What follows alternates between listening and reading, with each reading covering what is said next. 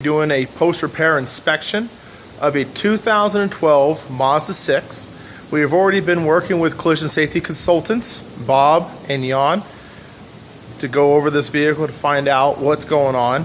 We saw some outside issues with this vehicle because the customer first brought it in to get a repair estimate done for the back end. And then once we started looking into it, we saw some already problems with the vehicle. So let's go and turn this around.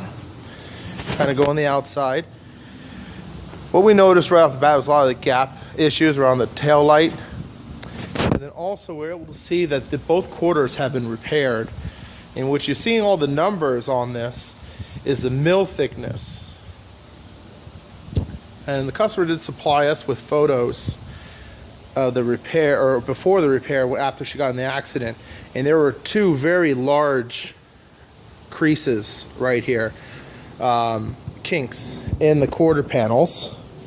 Came in initially because that deck lid there, but it wouldn't have anything to do with why the mill thickness on some of these areas between being 10 to 11 to 16 and a half, 15, 12, 13, 13.